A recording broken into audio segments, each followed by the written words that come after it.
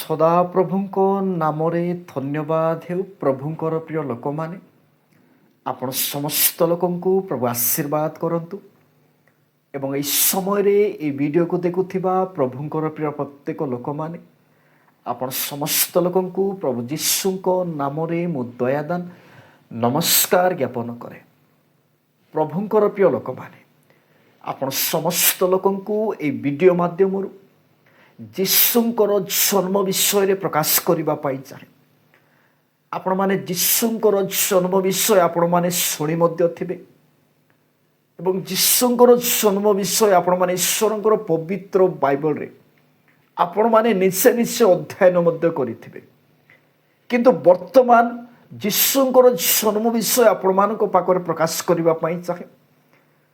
ଆପଣମାନେ এই ভিডিওକୁ ଶୁଣିଲା ପରେ ବୁଝିଲା ପରେ ଯୀଶୁଙ୍କର ଜନ୍ମର ବିଷୟ ଆପଣମାନଙ୍କୁ ଟିକେ ଭିନ୍ନ ମଧ୍ୟ ଲାଗିପାରେ।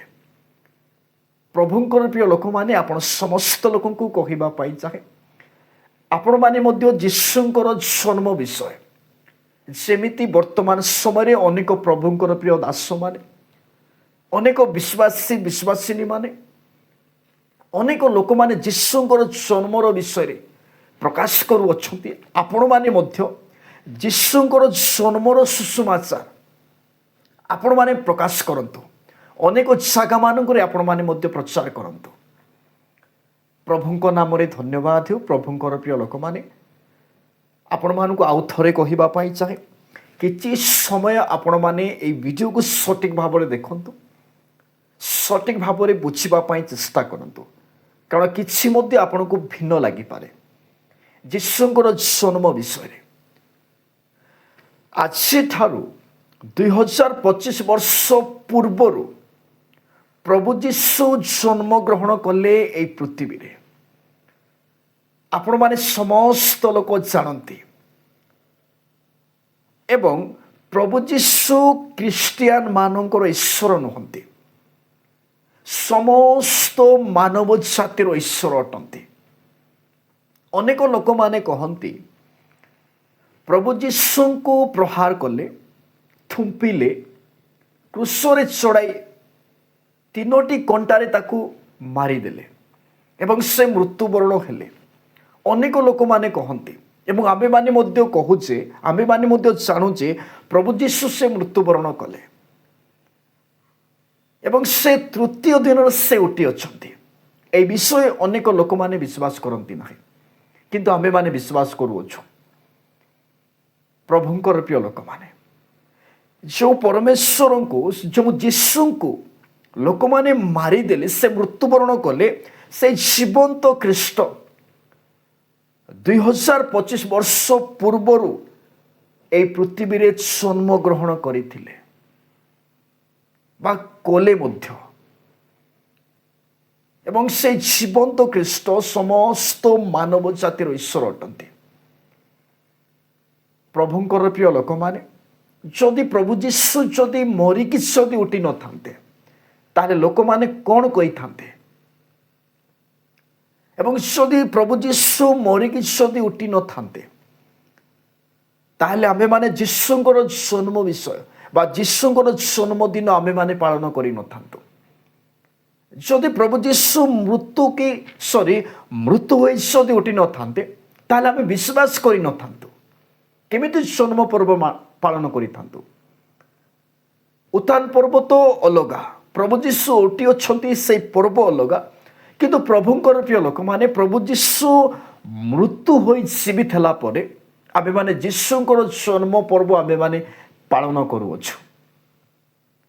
ନହେଲେ ଆମେମାନେ ବିଶ୍ୱାସ ମଧ୍ୟ କରିନଥାନ୍ତୁ ଏବଂ ଈଶ୍ୱର ବୋଲି ଆମେମାନେ ମାନି ମଧ୍ୟ ନଥାନ୍ତୁ। କିନ୍ତୁ ଅନେକ ଲୋକମାନେ ଜାଣିବା ଦରକାର, ପ୍ରଭୁଙ୍କର ପ୍ରିୟ ଲୋକମାନେ, ସେ ମୃତ୍ୟୁ ହୋଇ ଜୀବିତ ହେବା ପରମେଶ୍ୱର, ମୃତ୍ୟୁ ହୋଇ ଜୀବନ ପ୍ରାପ୍ତ ହୋଇଥିବା ପରମେଶ୍ୱର, ମୃତ୍ୟୁ ହୋଇ ଉଠିଥିବା ପରମେଶ୍ୱର, ଯଦି ଆପଣମାନେ ଶାସ୍ତ୍ର ଅନୁସାରେ ଯଦି ଦେଖିବେ, କେବଳ ପ୍ରଭୁ ଯୀଶୁଙ୍କ ବିନା ଆଉ କେହି ମଧ୍ୟ ଉଠି ନାହାନ୍ତି। ଆପଣମାନେ ଯେକୌଣସି ଶାସ୍ତ୍ରରେ ଆପଣମାନେ ଦେଖନ୍ତୁ, କେବଳ ଈଶ୍ୱରଙ୍କର ପବିତ୍ର ବାଇବଲରେ ହିଁ ଲେଖାଯାଏ ପ୍ରଭୁ ଯୀଶୁ 3 ଦିନରେ ସେ ଉଠି ଅଛନ୍ତି। ମୃତ୍ୟୁ ହୋଇ ସେ 3 ଦିନରେ ସେ ଉଠି ଅଛନ୍ତି। ସେଇ ପ୍ରଭୁ ଯୀଶୁଙ୍କ ବିଷୟରେ ଆପଣମାନଙ୍କ ପାଖରେ ଜନ୍ମ ବିଷୟରେ ପ୍ରକାଶ କରିବା ପାଇଁ ଚାହେଁ। ପ୍ରଭୁଙ୍କର ପ୍ରିୟ ଲୋକମାନେ, ପ୍ରଭୁଙ୍କ ନାମରେ ଧନ୍ୟବାଦ ହେଉ ଯେ ଆସନ୍ତୁ ଆମେମାନେ ଈଶ୍ୱରଙ୍କର ପବିତ୍ର ବାଇବଲ ଜିସାୟ ଏବଂ ମାତ୍ୟୁ ଏବଂ ଏଭେରୀ ପୁସ୍ତକରେ ଦେଖିବା ନିମନ୍ତେ ଯିବା। କିନ୍ତୁ ଏହି ପଦପର୍ବ ଆପଣମାନଙ୍କ ପାଖରେ ପ୍ରକାଶ କରିବା ପୂର୍ବରୁ ପ୍ରଭୁଙ୍କର ପ୍ରିୟ ଲୋକମାନେ, ଯୀଶୁଙ୍କର ଜନ୍ମ ହେରୋଦ ରାଜାଙ୍କର ସମୟରେ ଆପଣମାନେ କିଛି ସମୟ ବୁଝିବା ଦରକାର। ଆମର ଜନ୍ମ କେମିତି? ପ୍ରଭୁଙ୍କର ପ୍ରିୟ ଲୋକମାନେ, କାହା ସମୟରେ ଆମେମାନେ ଜନ୍ମଗ୍ରହଣ କରିଅଛୁ? ଯୀଶୁଙ୍କର ଜନ୍ମ ହେରୋଦ ରାଜାଙ୍କ ସମୟରେ ବେତେଲହେମରେ। କିନ୍ତୁ ପ୍ରଭୁଙ୍କର ପ୍ରିୟ ଲୋକମାନେ, ପ୍ରଭୁ ଯୀଶୁ ଏହି ଜଗତରେ କାହିଁକି ଆସିଲେ? ଅନେକ ଲୋକମାନେ ଯୀଶୁଙ୍କୁ ବିଶ୍ୱାସ କରନ୍ତି ନାହିଁ। ଯୀଶୁଙ୍କୁ ସନ୍ନ୍ୟାସୀ ବୋଲି କହନ୍ତି। ସନ୍ନ୍ୟାସୀ ଯେଉଁମାନେ ଜଙ୍ଗଲରେ ରୁହନ୍ତି ମାସ ମାସ ବର୍ଷ ବର୍ଷ ଧରି, ସେହି ପ୍ରକାର ଯୀଶୁଙ୍କୁ ଜଣେ ପ୍ରଚାରକ ବୋଲି କହନ୍ତି। ଅନେକ ଲୋକମାନେ କହନ୍ତି। କିନ୍ତୁ ପ୍ରଭୁ ଯୀଶୁ ସନ୍ନ୍ୟାସୀ ନୁହନ୍ତି। ସେ ସନ୍ନ୍ୟାସୀ ମାନଙ୍କର ଗୁରୁ ଅଟନ୍ତି ଏବଂ ତ୍ରାଣକର୍ତ୍ତା ଅଟନ୍ତି। ପ୍ରଭୁଙ୍କର ପ୍ରିୟ ଲୋକମାନେ, ଆପଣମାନେ ବୁଝିବା ଦରକାର। କିନ୍ତୁ ପ୍ରଭୁ ଯୀଶୁଙ୍କର ଜନ୍ମ ହେରୋଦ ରାଜାଙ୍କର ସମୟରେ ବେତେଲହେମରେ ଜନ୍ମ ଗ୍ରହଣ କଲେ। ଏହି ଜଗତକୁ ଈଶ୍ୱର ଏଡ଼େ ପ୍ରେମ କଲେ ଯେ ଆପଣମାନେ ଜାଣନ୍ତି ନିଜର ପୁତ୍ରକୁ ଏହି ଜଗତରେ ପ୍ରେରଣ କଲେ ଏବଂ କେହି ମଧ୍ୟ ଏହି ଜଗତ ନିମନ୍ତେ ମାନବ ଜାତିକୁ ଏମିତି ପ୍ରେମ କଲେ ଯେ ଈଶ୍ୱର ସେଥିପାଇଁ ଏହି ଜଗତରେ ନିଜର ପୁତ୍ରକୁ ପ୍ରେରଣ କଲେ, କେହି ମଧ୍ୟ କରିନାହାନ୍ତି। କେମିତି ପ୍ରେମ କରୁଅଛନ୍ତି ପରମେଶ୍ୱର ଆମ୍ଭମାନଙ୍କୁ? ଆପଣମାନେ ଟିକେ ଭାବନ୍ତୁ। ପ୍ରଭୁଙ୍କର ପ୍ରିୟ ଲୋକମାନେ, ଆପଣମାନଙ୍କୁ ସବୁ ବିଷୟ ଆପଣମାନଙ୍କୁ କହିବା ପାଇଁ ଚାହେଁ। ଆପଣମାନେ ଶେଷ ପର୍ଯ୍ୟନ୍ତ ଲାଗିକି ରୁହନ୍ତୁ। ପ୍ରଭୁଙ୍କର ପ୍ରିୟ ଲୋକମାନେ, ଯଦି ଆମେମାନେ ଆଦି ପୁସ୍ତକ ଠାରୁ ଆରମ୍ଭ କରିବା ତାହେଲେ ମନୁଷ୍ୟମାନେ ପରମେଶ୍ୱରଙ୍କ ପାଖରେ ଯାଇପାରୁନଥିଲେ। ପରମେଶ୍ୱରଙ୍କ ପାଖରେ ଯାଇପାରୁନଥିଲେ। ପୁରାତନ ନିୟମରେ ବଳିସର୍ଗ କରାଯାଉଥିଲା। ଯେତେ ସେମାନେ ପ୍ରଭୁଙ୍କ ପାଖରେ ଯିବା ପାଇଁ ଚେଷ୍ଟା କରୁଥିଲେ ସମସ୍ତ ଲୋକ ପାପ କରୁଥିଲେ। ପ୍ରଭୁଙ୍କର ପ୍ରିୟ ଲୋକମାନେ, ପରମେଶ୍ୱର ଦେଖିଲେ ଏବଂ ଭାବିଲେ ଯେ ଏହି ମନୁଷ୍ୟମାନଙ୍କ ପ୍ରତି ହେବ ନାହିଁ। ମୁଁ ମୋର ନିଜର ପୁତ୍ରକୁ ସେମାନଙ୍କ ନିମନ୍ତେ ପ୍ରେରଣ କରିବି। ଆମ୍ଭମାନଙ୍କର ନିମନ୍ତେ ପରମେଶ୍ୱର ପୁତ୍ରକୁ ପ୍ରେରଣ କଲେ ଏହି ପୃଥିବୀରେ ଏବଂ ସେହି ପୁତ୍ରକୁ ପ୍ରେରଣ କରିଥିବା ହେତୁ ଆମ୍ଭେମାନେ ପ୍ରଭୁ ଯୀଶୁଙ୍କୁ ଆମେମାନେ ବିଶ୍ୱାସ କରୁଛୁ, ପରମେଶ୍ୱରଙ୍କୁ ମଧ୍ୟ ବିଶ୍ୱାସ କରୁଅଛୁ। କିନ୍ତୁ ପ୍ରଭୁଙ୍କର ପ୍ରିୟ ଲୋକମାନେ, ସେହି ପରମେଶ୍ୱର ଏହି ପୃଥିବୀରେ ନିଜର ପୁତ୍ରକୁ କେମିତି ପ୍ରେରଣ କରିବେ, କାହା ଦ୍ୱାରା ପ୍ରେରଣ କରିବେ, এই ବିଷୟ ମଧ୍ୟ ଆମେମାନେ ଜାଣିବା ଦରକାର। ପ୍ରଭୁ ଯୀଶୁଙ୍କୁ ପ୍ରେରଣ କରିବା ପାଇଁ ସେହି ପିତା ପରମେଶ୍ୱର ନିଜର ପୁତ୍ରକୁ ଏହି ଜଗତରେ ପ୍ରେରଣ କରିବା ପାଇଁ ଗୋଟିଏ ଦେହ ଦରକାର ବା ବଡି ଦରକାର। ପ୍ରଭୁଙ୍କର ପ୍ରିୟ ଲୋକମାନେ, ଗୋଟିଏ ଶରୀର ଦରକାର, ନହେଲେ ସେ କେମିତି ଏହି ଜଗତରେ ପ୍ରେରଣ କରିବେ? ପ୍ରଭୁଙ୍କର ପ୍ରିୟ ଲୋକମାନେ, ସେହି ପରମେଶ୍ୱର ନିଜର ପୁତ୍ରକୁ ଆମ୍ଭମାନଙ୍କର ନିମନ୍ତେ ଏହି ଜଗତରେ ପ୍ରେରଣ କରିବେ, ତାହେଲେ ଗୋଟିଏ ଶରୀର ଦରକାର। ସେ ଶରୀର ମଧ୍ୟରେ ଆସିବେ। କେମିତି ଆସିବେ ପ୍ରଭୁଙ୍କର ପ୍ରିୟ ଲୋକମାନେ? ଆପଣମାନେ ଯଦି ଦେଖିବେ, ପରମେଶ୍ୱର ସେହି ଜୀବନ୍ତ ଖ୍ରୀଷ୍ଟ ଏଦେନ ଉଦ୍ୟାନରେ ଆଦମକୁ ସୃଷ୍ଟି କଲେ। ସେହି ପ୍ରଥମ ଆଦମ ଫେଲିଗଲେ ଏବଂ ଦ୍ୱିତୀୟ ଆଦମ ସ୍ୱୟଂ ପ୍ରଭୁ ଯୀଶୁ ଅଟନ୍ତି। ଆପଣମାନେ ବୁଝିବା ଦରକାର ପ୍ରଭୁଙ୍କର ପ୍ରିୟ ଲୋକମାନେ। ଏବଂ ମରିୟମଙ୍କ ଗର୍ଭରୁ ମରିୟମ ପବିତ୍ର ଆତ୍ମାଙ୍କର ଦ୍ୱାରା ଗର୍ଭବତୀ ହେଲେ ଏବଂ ସେ ପୁତ୍ର ପ୍ରସବ କଲେ। ତାହାଙ୍କର ନାମ ଯୀଶୁ। ଗୋଟିଏ ଦେହ ଦରକାର ଥିଲା, ଗୋଟିଏ ଶରୀର ଦରକାର ଥିଲା ପ୍ରଭୁ ଯୀଶୁଙ୍କ ଆସିବା ନିମନ୍ତେ। ତାହା ମରିୟମଙ୍କ ଠାରୁ ସେ ପାଇଅଛନ୍ତି। ଆଦି ପୁସ୍ତକ ଠାରୁ ଆପଣମାନେ ଦେଖିବେ, ତାହେଲେ ପରମେଶ୍ୱର ଲୋକମାନଙ୍କୁ ବାଛୁଥିଲେ ବାଛୁଥିଲେ ବାଛୁଥିଲେ ବା ଗୋଟିଏ ଶରୀର ସେ ତିଆରି କରୁଥିଲେ।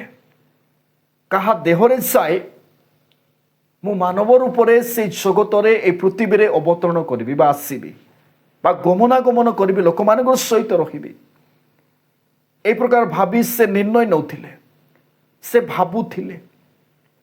ଅର୍ଥାତ୍ ସେ ଗୋଟିଏ ଶରୀର ସେ ଖୋଜୁଥିଲେ। ଯେତେବେଳେ ମରିୟମ ଗୋଟିଏ ଧାର୍ମିକ ସ୍ତ୍ରୀ, ଶୁଦ୍ଧ ସ୍ତ୍ରୀ, ତାହାଙ୍କର ଦ୍ୱାରା ନିଜର ପୁତ୍ରକୁ ଏହି ଜଗତରେ ପ୍ରେରଣ କଲେ। ଏହି ଜଗତରେ ଲୋକମାନଙ୍କର ସହିତ ଖାଇଲେ ପିଇଲେ, ଅନେକ ପ୍ରକାର ଶିକ୍ଷା ଦେଲେ, ଆଶ୍ଚର୍ଯ୍ୟ କର୍ମ କଲେ, ଈଶ୍ୱରଙ୍କ ରାଜ୍ୟ ବିଷୟ କହିଲେ, ସବୁ ବିଷୟ ଶିଖାଇଲେ। ଆପଣମାନେ ଈଶ୍ୱରଙ୍କର ପବିତ୍ର ବାଇବେଲ ଆପଣମାନେ ଅଧ୍ୟୟନ କରୁଅଛନ୍ତି, ଆପଣମାନେ ଜାଣନ୍ତି ସେ ଜୀବନ୍ତ ଖ୍ରୀଷ୍ଟ ଅନେକ ବିଷୟ ଶିଖାଇଲେ ଏବଂ ସେ ସ୍ୱର୍ଗରେ ସେ ଚାଲିଗଲେ।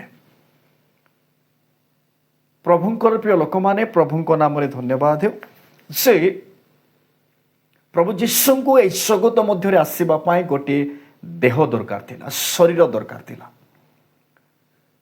ଏବଂ ମରିୟମଙ୍କ ଦ୍ୱାରା ସେ ଗର୍ଭବତୀ ହେଲେ। ପବିତ୍ର ଆତ୍ମାଙ୍କର ଦ୍ୱାରା ସେ ଗର୍ଭବତୀ ହେଲେ ଏବଂ ସେ ପୁତ୍ର ପ୍ରସବ କଲେ ମରିୟମ।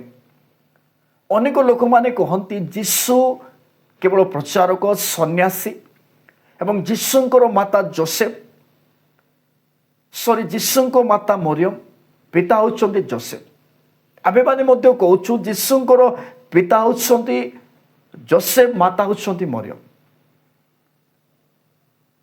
କିନ୍ତୁ ପ୍ରଭୁଙ୍କର ପ୍ରିୟ ଲୋକମାନେ, ଆପଣମାନେ ଜାଣନ୍ତି ଯୀଶୁଙ୍କର ମାତା କିଏ, ଯୀଶୁଙ୍କର ପିତା କିଏ? ଲୋକମାନଙ୍କୁ ବୁଝାଇବା ନିମନ୍ତେ, ଲୋକମାନଙ୍କୁ ଶିଖାଇବା ନିମନ୍ତେ ଆମେମାନେ ଯୋସେଫ ଏବଂ ମରିୟମ କହୁଅଛୁ। କିନ୍ତୁ ଯେଉଁ ବ୍ୟକ୍ତିମାନେ ଈଶ୍ୱରଙ୍କର ପବିତ୍ର ବାଇବେଲ ଆପଣମାନେ ପଢ଼ୁଅଛ, ଆପଣମାନେ ଜାଣିଥିବେ ପ୍ରଭୁ ଯୀଶୁଙ୍କର ମାତା ନାହାନ୍ତି କିମ୍ବା ପିତା ମଧ୍ୟ ନାହାନ୍ତି। କେବଳ ସେଇ ସ୍ୱର୍ଗର ପରମେଶ୍ୱର ପିତା ପରମେଶ୍ୱର ଅଛନ୍ତି। କିନ୍ତୁ ପ୍ରଭୁଙ୍କର ପ୍ରିୟ ଲୋକମାନେ, ପ୍ରଭୁ ଯୀଶୁଙ୍କୁ ଏହି ଜଗତରେ ଆସିବା ପାଇଁ ଗୋଟିଏ ଶରୀର ଦରକାର ଥିଲା ଏବଂ ସେଇ ଶରୀର ମଧ୍ୟରେ ଆସିଲେ ଏବଂ ସେ ଲୋକମାନଙ୍କର ନିମନ୍ତେ ଅନେକ ପ୍ରକାର ଶିକ୍ଷା ଦେଲେ, ଅନେକ ଆଶ୍ଚର୍ଯ୍ୟ କର୍ମ କଲେ ଏବଂ ସେ ମୃତ୍ୟୁବରଣ କଲେ। ସେ ନିଜେ ହିଁ ମୃତ୍ୟୁବରଣ କରିଅଛନ୍ତି, କେହି ମଧ୍ୟ ତାକୁ ମାରି ନାହାନ୍ତି। ପ୍ରଭୁଙ୍କର ପ୍ରିୟ ଲୋକମାନେ, ଆପଣମାନେ ବୁଝିବା ଦରକାର। କିନ୍ତୁ ଯେଉଁ ପରମେଶ୍ୱର ଆମେମାନେ ସେବା ଆରାଧନା କରୁଛୁ, ସେ ପରମେଶ୍ୱର ବିଷୟରେ ଯଦି ଦେଖିବା ପ୍ରଭୁଙ୍କର ପ୍ରିୟ ଲୋକମାନେ, ତାହେଲେ ମାତ୍ୟୁ, ମାର୍କ, ଲୁକ ଏବଂ ଯୋହନ, এই ଜାଗାରେ ପ୍ରଭୁ ଯୀଶୁ ଶିଷ୍ୟମାନଙ୍କୁ କେମିତି ଶିକ୍ଷା ଦେଉଥିଲେ ଏବଂ এই ଜାଗାର ପ୍ରଭୁ ଯୀଶୁଙ୍କର ଜନ୍ମ କେମିତି, ଗୁହାଳ କୁଣ୍ଡରେ, ଏବଂ ଯୀଶୁ ଲୋକମାନଙ୍କୁ ଶିକ୍ଷା ଦିଅନ୍ତି, ଅନେକ ଆଶ୍ଚର୍ଯ୍ୟ କର୍ମ କରନ୍ତି, ପାପୀମାନଙ୍କର ସହିତ ରୁହନ୍ତି। କିନ୍ତୁ ଯୋହନ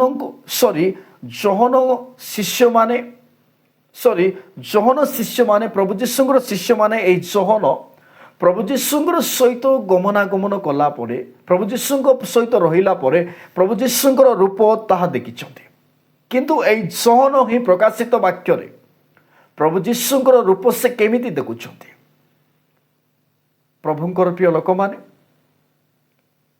ମାତ୍ୟୁ, ମାର୍କ, ଲୁକର, ଯୋହନର এই ଜାଗାରେ ପ୍ରଭୁ ଯୀଶୁଙ୍କର ରୂପ ଅଲଗା। କାରଣ ମନୁଷ୍ୟ ରୂପରେ এই ଜଗତରେ ଆସିଅଛନ୍ତି, ମନୁଷ୍ୟ ରୂପରେ ଶିଷ୍ୟମାନଙ୍କର ସହିତ ଗମନାଗମନ କରିଅଛନ୍ତି ଏବଂ ମନୁଷ୍ୟ ରୂପରେ ମନୁଷ୍ୟ ହୋଇ এই ପୃଥିବୀରେ ଶିଷ୍ୟମାନଙ୍କର ସହିତ ଗମନାଗମନ କଲେ, ଭଜନ କଲେ, ଅନେକ ପ୍ରକାର ଆଶ୍ଚର୍ଯ୍ୟ କର୍ମ କଲେ, ଶିକ୍ଷା ଦେଲେ। କିନ୍ତୁ ଯେତେବେଳେ ପ୍ରଭୁଙ୍କର ଶିଷ୍ୟ ଯୋହନ ପ୍ରକାଶିତ ବାକ୍ୟରେ ଆପଣମାନେ ଦେଖିବେ, ତାହେଲେ ସେଇ ଯୀଶୁଙ୍କର ରୂପ ଭୟଙ୍କର ଦେଖୁଅଛନ୍ତି।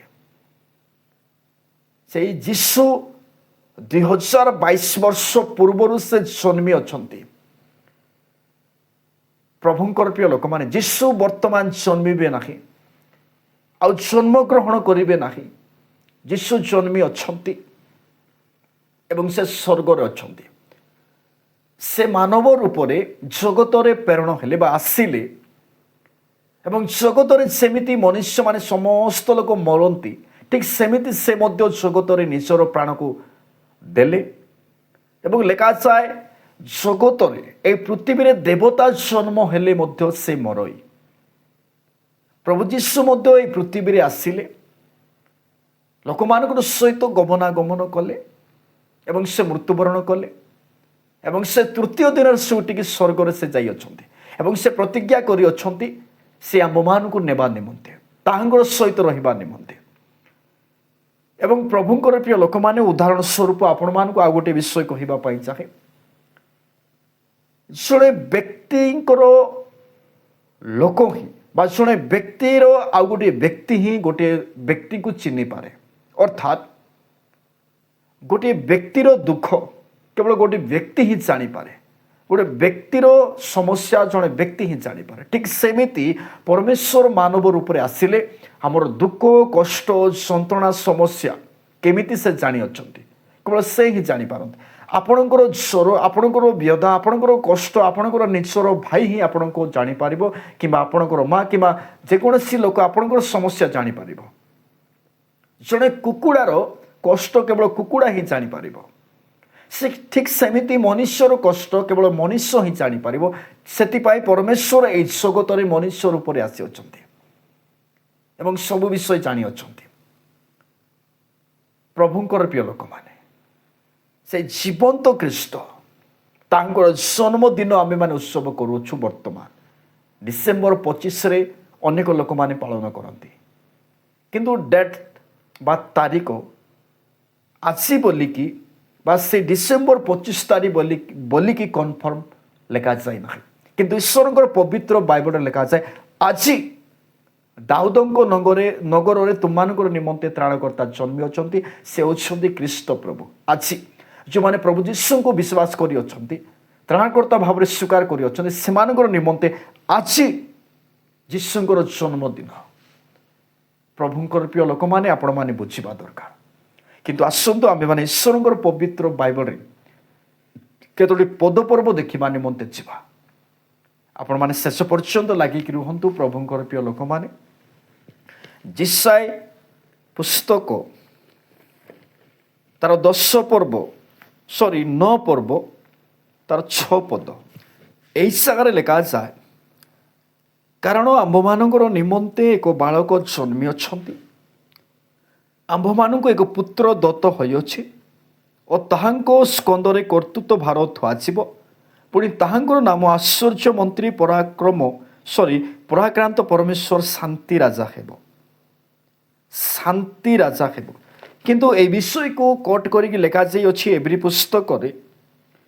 ପ୍ରଭୁଙ୍କର ପ୍ରିୟ ଲୋକମାନେ, 10 ପର୍ବ ତାର 5 ପଦରେ ଲେଖାଯାଏ, ସେଥିପାଇଁ ଖ୍ରୀଷ୍ଟ ଜଗତକୁ ଆଗମନ କରି କହନ୍ତି, ବଳିଦାନ ଏବଂ ନୈବେଦ୍ୟ ନ ଲୋଡ଼ି ମୋ ନିମନ୍ତେ ଏକ ଶରୀର ପ୍ରସ୍ତୁତ କଲ। ପ୍ରଭୁଙ୍କର ପ୍ରିୟ ଲୋକମାନେ, ପ୍ରଭୁ ଯୀଶୁଙ୍କୁ ଆସିବା ନିମନ୍ତେ ଗୋଟିଏ ଶରୀର ଦରକାର ଥିଲା, ନହେଲେ ସେ ଏହି ଜଗତରେ ଆସିପାରିନଥାନ୍ତେ। ପ୍ରଥମ ଆଦମ ଫେଲ୍, ଦ୍ୱିତୀୟ ଆଦମ ପ୍ରଭୁ ଯୀଶୁ। ପ୍ରଭୁଙ୍କ ନାମରେ ଧନ୍ୟବାଦ ହେଉ। ପ୍ରଭୁଙ୍କର ପ୍ରିୟ ଲୋକମାନେ, ଆମେମାନେ ଅନେକ ଜାଗାମାନଙ୍କରେ ଆମେ ଯଦି ଯୀଶୁଙ୍କର ଜନ୍ମ ବିଷୟରେ ଯଦି ପ୍ରକାଶ କରୁଛୁ, ଯୀଶୁ ଏମିତି ଜାଗାରେ ଜନ୍ମଗ୍ରହଣ କଲେ, ଏମିତି ପଣ୍ଡିତମାନେ ଆସିଲେ, ତାରା ଦେଖି ଦେଖି ଆସିଲେ, ଅନେକ ଆଶ୍ଚର୍ଯ୍ୟ କର୍ମ ହେଲା, ଏ ବିଷୟ ତ ଆମେମାନେ କହି ଚାଲୁଛୁ। କିନ୍ତୁ ପ୍ରଭୁ ଯୀଶୁଙ୍କର ଜନ୍ମ, ସେ କାହିଁକି ଆସିଲେ, କ'ଣ ପାଇଁ ଆସିଲେ ଏବଂ ଆସିଲା ପରେ କେମିତି ହେଲା ଏବଂ ଆସିକି ସେ ଯାଇଅଛନ୍ତି, ଗଲା ପରେ ଏବଂ ଆସିଲା ପରେ କ'ଣ ହେଇଅଛି, এই ସବୁ ବିଷୟ ଆମେମାନେ କହିବା ଦରକାର। ପ୍ରଭୁଙ୍କର ପ୍ରିୟ ଲୋକମାନେ, ଯୀଶୁଙ୍କର ଜନ୍ମ ହେରୋଦ ରାଜାଙ୍କର ସମୟରେ ବେତଲେହେମ୍ ଗୁହାଳ କୁଣ୍ଡରେ ସେ ଜନ୍ମଗ୍ରହଣ କଲେ ଏବଂ ପିତା ହେଉଛନ୍ତି ଯୋସେଫ, ମାତା ହେଉଛନ୍ତି ମରିୟମ। ହେରୋଦ ରାଜା ତାକୁ ମାରିବା ନିମନ୍ତେ ସେ ନିର୍ଣ୍ଣୟ ନେଲା। ଯୀଶୁ ବଡ଼ ହେଲେ, এই ପ୍ରକାର ହିଁ ଆମେମାନେ ବର୍ତ୍ତମାନ କହୁଅଛୁ। କିନ୍ତୁ ପ୍ରଭୁଙ୍କର ପ୍ରିୟ ଲୋକମାନେ, ଆମେମାନେ ଆଦ୍ୟରୁ ଆମେମାନେ ପ୍ରକାଶ କରିବା ଦରକାର। ପରମେଶ୍ୱରଙ୍କ ଠାରୁ ଆମେମାନେ ପ୍ରକାଶ କରିବା ଦରକାର। परमेश्वर एई जगतरे निजर पुत्र को केमिति माध्यम प्रेरण कले एवं आसिला परे से केमिति लोक मानू शिक्षा देले कौन पाई आसिले एवं मृत्यु होई से जीवित हेले जीवित होई प्रभु जीशु एई प्रकार कही अछंती एमिति एमिति कही अछंती एई सब विषय आमे माने लोक मानक पाकर प्रकाश करबा दरकार।